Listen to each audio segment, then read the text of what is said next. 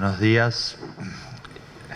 Bueno, en primer lugar quiero agradecer al IAEF esta invitación. No es la primera vez que participo en estos eventos.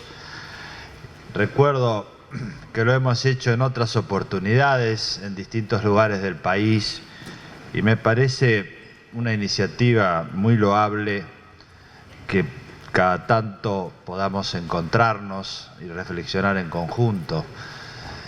Realmente, reuniones anuales durante 32 años no es algo fácil de hacer en un país con tantos cambios y tantas alternativas. Creo que es muy meritorio lo que ha hecho esta institución y por eso, siempre que puedo, estoy presente. Así que me parece una gran oportunidad para que reflexionemos. Y lo primero que me llamó la atención en esta reunión, la de hoy, es el tema, porque uno puede esperar que se me invite a hablar de la jurisprudencia de la Corte en temas económicos, financieros, o la influencia que puede tener la aplicación del Código Civil y Comercial de la Nación en temas económicos, o distintos aspectos que tienen que ver con el funcionamiento del Poder Judicial en distintas áreas que son de interés, como lo hemos hecho en otras oportunidades. Pero que ustedes planteen el tema del consenso y del diálogo es algo muy importante, que a mí particularmente también me interesa y ha sido el motivo central de un libro que escribí hace muy poco tiempo sobre el arte de hacer justicia.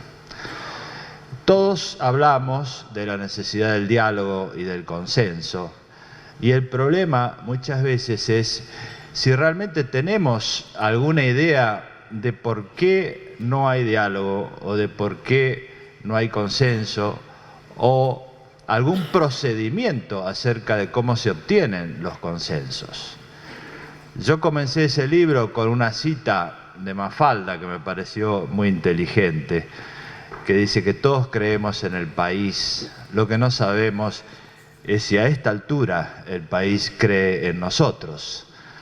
Y este es un poco el tema, todos creemos en el diálogo y en el consenso, pero cuando hacemos un diagnóstico y revisamos nuestra historia, yo no voy a hacer ninguna referencia específica a la coyuntura porque no es mi función, ni tampoco quiero excederme en mis funciones, pero desde el punto de vista de nuestra historia, tenemos una larga experiencia en materia de fracasos consensuales. Si nosotros vemos el mismo origen de nuestro país y examinamos cómo lo han visto algunos autores, por ejemplo Nicholas Shonway, que estuvo en uno de estos eventos, el problema es que en aquella época había unitarios y federales y esa división nunca se superó. Generó un modelo que fue el modelo nacional y popular y otro modelo, el republicano, y esos modelos todavía hoy siguen siendo mencionados en el discurso público. Uno de esos modelos se basa en la idea de que las mayorías tienen siempre el poder de decisión y que no hay límites. Y el otro de los modelos es que hay una república, pero muchas veces no interesa si esa república está habitada por personas o por el verdadero pueblo. Hemos tenido república sin participación popular durante muchos años. Son dos modelos irreconciliables y Nick Shonway, que es profesor de la Universidad de Yale, hizo este estudio y dice: la Argentina nunca pudo construir una ficción común. La invención de la Argentina todavía no se produjo. Y este es un fracaso consensual. Nosotros en la Corte Suprema hemos considerado que este es un tema importante, el fracaso consensual y la idea de que estos dos modelos son irreconciliables. Y por eso hemos avanzado en la lectura de la Constitución Nacional con la reforma del año 94 y hemos dicho, realmente hay aquí en nuestra Constitución un consenso básico que es necesariamente la idea de que debe haber una base igualitaria, aquello que reclama el modelo popular.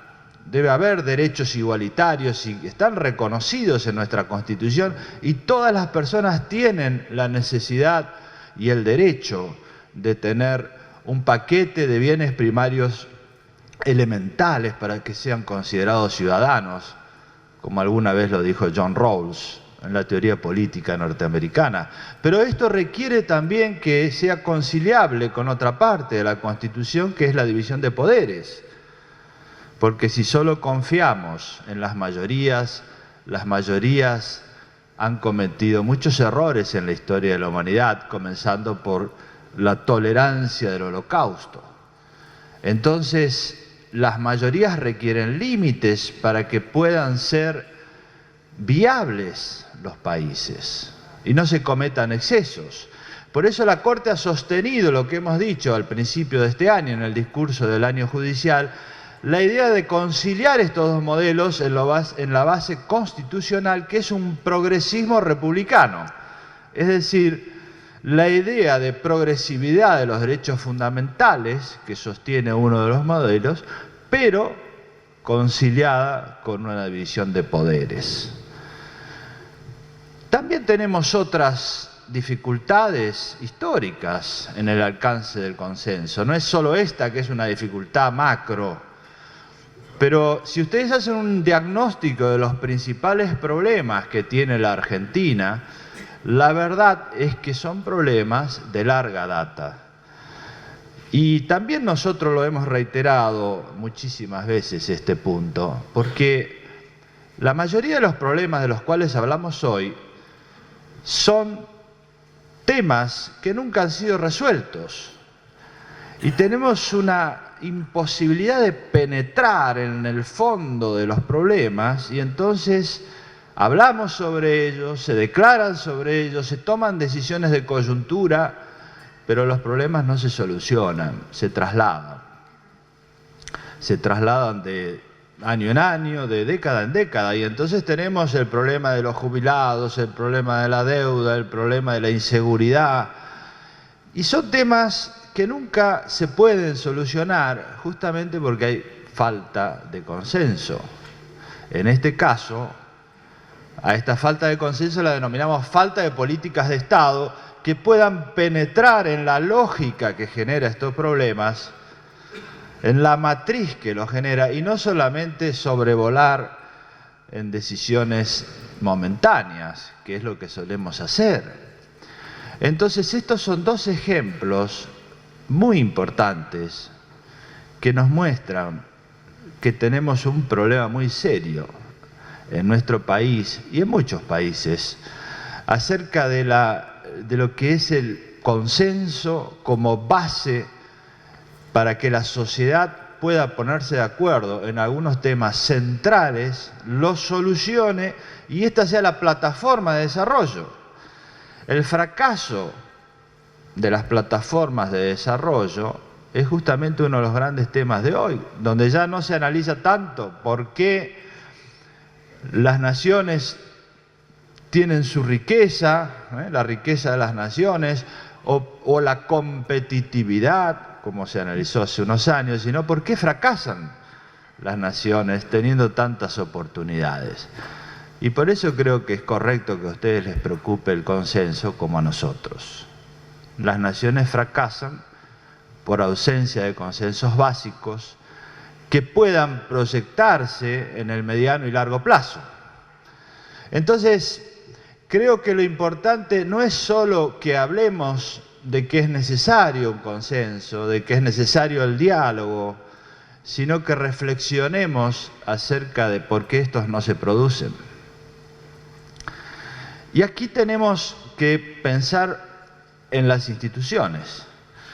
Nosotros hemos dicho, no solo en este libro, sino en fallos de la Corte, que hay dos modelos institucionales para la toma de decisiones. Uno de esos modelos es concentrado y descendiente, ¿Qué es nuestra raíz histórica?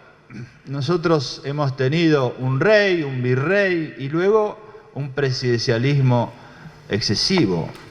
Y ese presidencialismo fuerte hace que todos pensemos que las decisiones descienden de algún lugar central y se van aplicando. Y esto no es solo en el campo de la gobernabilidad, del poder ejecutivo, sino en casi todos los campos de la organización de la sociedad. Fíjense ustedes cómo funciona cualquier institución y se van a dar cuenta que Dios atiende en todos lados, pero está en todos lados, pero atiende en Buenos Aires, como lo aprendí yo de chico en el interior.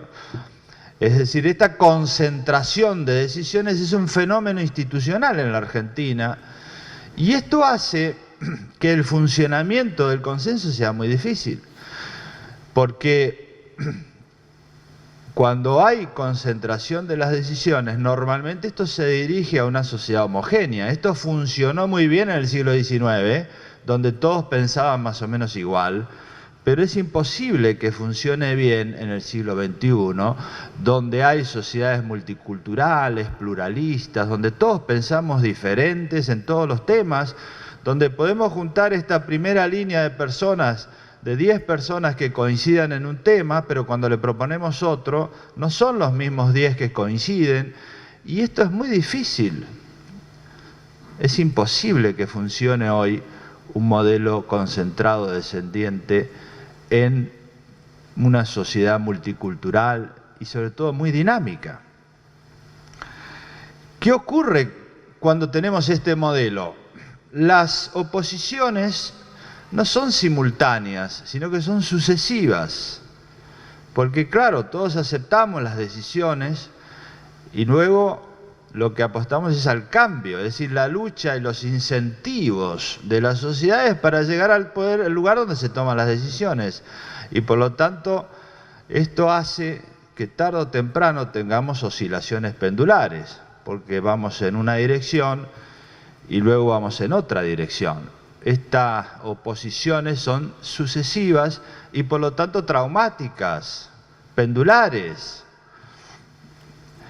Y realmente hay que pensar en las cuestiones institucionales, porque si nosotros solo declaramos alegremente que queremos el diálogo o el consenso y no examinamos la estructura institucional y el tipo de incentivos que los ciudadanos tienen y la dirigencia para actuar, no vamos a lograr un verdadero consenso. Y esto está estudiado. Fíjense, dos autores, siempre me gustan los autores extranjeros para no meterme en problemas, pero Cass Sunstein escribió un libro que se llama Going to the Extremes, yendo a los extremos. Claro, la estructura institucional hace que nosotros siempre tengamos relaciones con los que piensan igual que nosotros. Y entonces esta falta de encuentro con opiniones diferentes hace que cuando uno escucha siempre a los que están de acuerdo con uno mismo, las sociedades van a los extremos diferentes. Y Bruce Ackerman escribió un libro hace 3 años, que es profesor y constitucionalista y teórico político de Yale, sobre la crisis de la sociedad norteamericana, y el libro se llama La decadencia y caída del republicanismo, de la American Republic. Porque él dice que el sistema institucional, sobre todo las primarias y todo este sistema, conduce a la polarización. Y la polarización dificulta el consenso. No sé si les suena, pero realmente la polarización no es un fenómeno que uno lo crea, es la consecuencia de un diseño institucional. Y esto está pasando en muchos países y por eso hay que pensar en el diseño de las instituciones y el tipo de incentivos que éstas crean. Y nosotros hemos dicho, esto no es bueno, y hay que pasar a un modelo distinto que es ascendiente. Es decir, que las decisiones surjan desde la sociedad y vayan ascendiendo. Claro, es mucho más difícil, pero es mucho más estable. Cuando nosotros logramos, y esto se lo denomina democracia deliberativa, es decir, la deliberación hace que escuchemos posiciones diferentes y luego en base a eso se estructura un consenso. Hay muchísimos ejemplos de esto, pero para que esto suceda es necesario construir lugares de encuentro de posiciones diferentes. Cuando yo empecé la vida académica me llamó la atención algo, decía yo voy a los congresos y todos pensamos igual y sacamos las conclusiones fantásticas. ¿Y dónde están los que piensan diferente? Hacen otro congreso y tienen las conclusiones. Esta es una práctica social. Entonces, favorecer el encuentro de posiciones diferentes es un diseño institucional que en la Argentina hay que hacer. Nosotros hemos comenzado en las audiencias públicas. Cuando tenemos un caso difícil, la primera idea es decir, bueno, uno lo decide de acuerdo a sus convicciones. Este sería el modelo concentrado. Tenemos poder para decidir.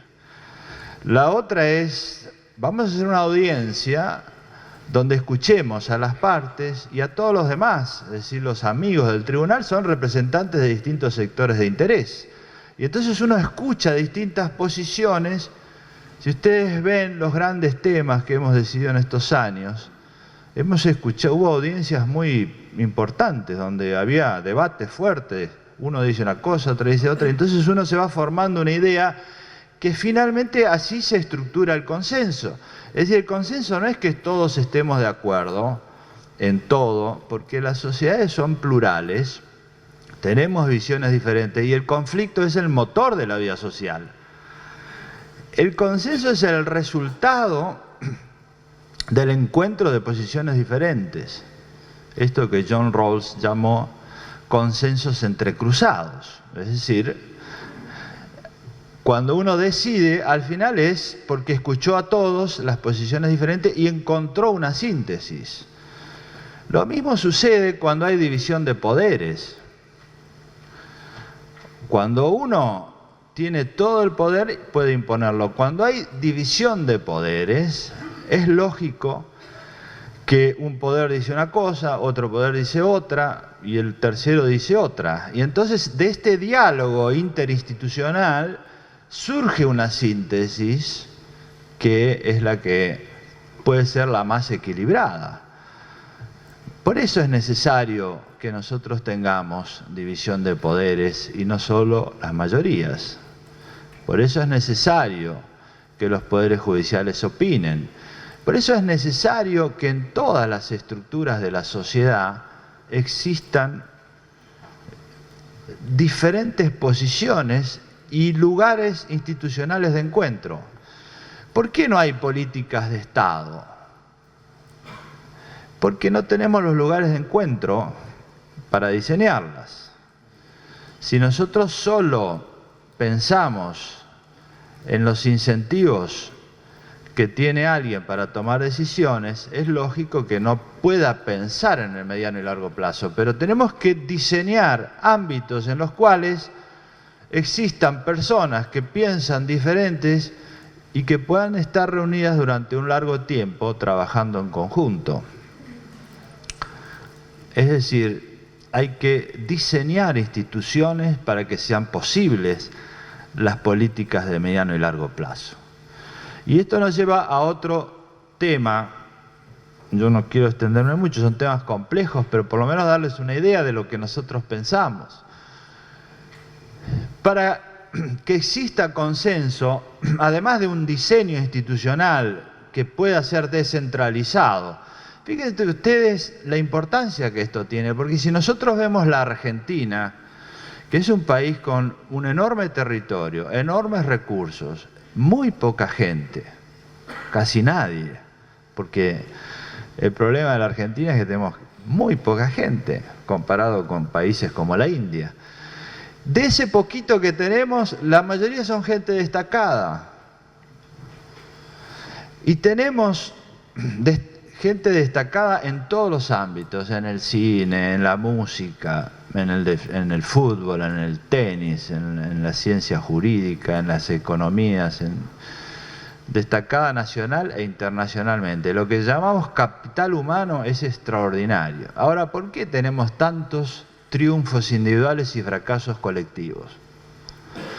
¿Por qué esa gente no se involucra?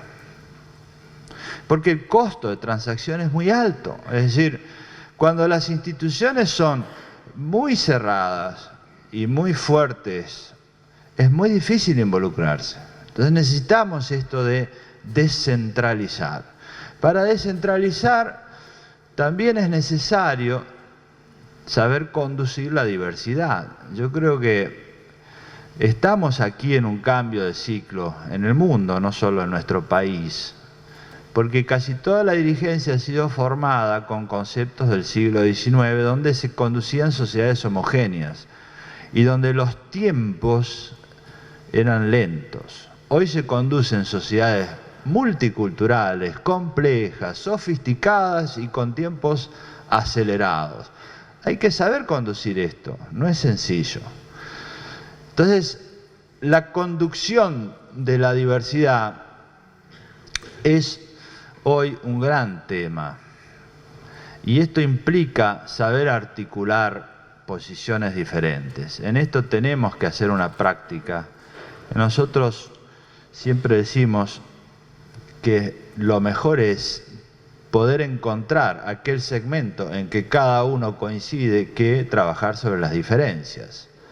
Esta es una práctica que tenemos que desarrollar y que no la desarrollamos. Entonces, es necesario, reitero, para que existan consensos y diálogos, descentralizar las instituciones, pasar a un modelo ascendiente, y aquel que quiera hacerlo tiene que saber conducir la diversidad. Porque de lo contrario, vamos a seguir haciendo lo mismo. Es muy difícil pedirle a alguien que cambie, porque este no es un problema de personas o de líderes, es un problema institucional. Y cuando uno llega a una institución y las cosas están diseñadas de una manera, es muy fácil seguir haciéndola de la misma manera. El punto es si estamos dispuestos, ya que hablamos de consenso y de diálogo, a cambiar institucionalmente para que esto se produzca. Y el otro aspecto que me parece importante es que si nosotros cambiamos y decimos, bueno, vamos a un ciclo de este tipo, es importante que entendamos que en el mundo de hoy hay que cambiar los incentivos para que existan políticas de Estado. Los incentivos, si son solo electorales, nunca va a haber políticas de Estado, porque es lógico que cualquiera de nosotros que está en una posición que tiene que tomar decisiones, responde a incentivos. Y esos incentivos, si son puramente electorales, nadie quiere, sería suicida y sería una conducta irracional prometer costos actuales para lograr beneficios futuros. Es mejor prometer beneficios actuales y ocultar los costos futuros. Por eso las políticas de Estado son tan difíciles, porque normalmente implican costos actuales para beneficios futuros. Entonces, por eso se trasladan los problemas. Ahora tenemos que crear ámbitos institucionales donde estén fuera de los incentivos electorales. Esto que Naciones Unidas ha llamado jugadores no ortodoxos. Es decir, esto hay que verlo también. Las políticas de Estado pueden estar en lugares institucionales que no dependan de los incentivos electorales, porque si no es muy difícil. Y esto es muy importante. Nosotros estamos muy acostumbrados a movernos rápidamente conforme las circunstancias del momento.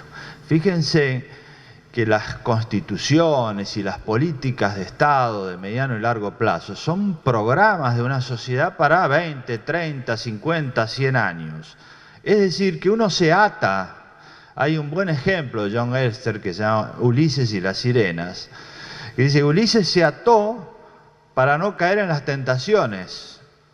Y en esto consisten las políticas de Estado de 20 o 30 años o el programa constitucional. Ahora nosotros, si miramos nuestra historia, nos hemos desatado con muchísima frecuencia por las circunstancias del momento. Ahora, si no tenemos reglas estables y objetivos de mediano y largo plazo, es muy difícil que los consensos se produzcan. Por eso es necesario que nosotros digamos, la estabilidad de ciertos consensos y de ciertos objetivos de la sociedad es muy necesaria. Y esto se puede lograr, no es tan difícil, porque cuando nosotros hablamos de las grandes divisiones de la sociedad argentina, la realidad es que si nosotros mencionamos 10 temas centrales de los que importan para transformar en la sociedad, no hay tantas diferencias en el fondo en lo que queremos lograr. Es posible que nosotros creemos ámbitos institucionales en los cuales se puedan lograr consensos básicos. Y creo que de eso se trata. En eso tenemos que trabajar todos. Y los poderes judiciales tienen un rol central. Cuando hablamos de la justicia en la democracia, que es un poco el título, la idea es que la justicia es algo diferente de los poderes judiciales. La justicia es una aspiración. Todos queremos justicia, que es la distribución justa, ¿no? La justicia distributiva, por lo menos, la distribución de los bienes. Pero el Poder Judicial es una estructura organizativa del Estado para administrar los conflictos, que es mucho más modesto que la justicia. Pero en este campo el Poder Judicial no tiene los incentivos electorales y por eso es una de las estructuras en las cuales se pueden establecer objetivos de mediano y largo plazo, que son las grandes decisiones constitucionales. En el caso de las Cortes Supremas, que dicen, bueno, aquí está uno de los grandes temas de la Constitución, acá está otro. Por ejemplo, hay cuestiones básicas que tenemos que defender, esté quien esté, cualquiera sean las circunstancias. No podemos nosotros en este campo cambiar de posiciones y cambiar de principios. Es mejor sostener los principios, cualquiera sean las posiciones o las circunstancias. Por eso es que tenemos que estar firmes y decir, bueno, la Constitución nos ha marcado ya algunos consensos. Allí está escrito que hay cosas que son importantes y que no pueden cambiar. Y no es bueno que nos desatemos cada tanto y dejemos de lado estas cosas. Por eso es importante la justicia, el Poder Judicial, y mucho más importante es la sociedad, porque es la sociedad la que valora la existencia de un Poder Judicial o de instituciones descentralizadas. Yo creo que uno de los grandes desafíos no es solamente el electoral, sino un cambio de ciclo en nuestro país, de ciclo institucional, que va más allá de lo que es un gobierno, de lo que pasó en estos años, es buena parte de nuestra historia. Y si ustedes dicen cómo se hace esto, la verdad es que esto se hace con una fuerte participación ciudadana, que no es menor. Todos dicen la política se ha vuelto marketinera. Bueno, si el marketing mide lo que la gente desea y la gente desea que haya cambios institucionales, que haya justicia independiente, que los jueces sean elegidos y sean imparciales, o que existan instituciones deliberativas para resolver los problemas, donde se discutan políticas de Estado. Si todo esto está en la sociedad y la sociedad lo reclama, va a ser una realidad. Por eso creo que nosotros tenemos que hablar de diálogo y de consenso, pero además participar fuertemente en el cambio de las instituciones para que esto sea posible. Y yo creo que la decisión de ustedes de incluir este tema es muy valiosa.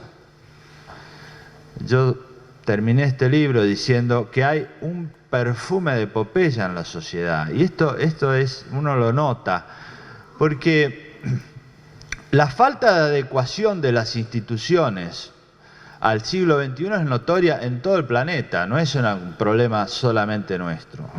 Fíjense que las instituciones son rígidas y la sociedad no lo es, la sociedad cambia, la economía es flexible, es adaptativa, hay una aceleración de los tiempos, mientras que el estatuto del poder constitucional en casi todos los países del mundo se diseñó en el siglo XIX con ideas del siglo XVI y del siglo XV.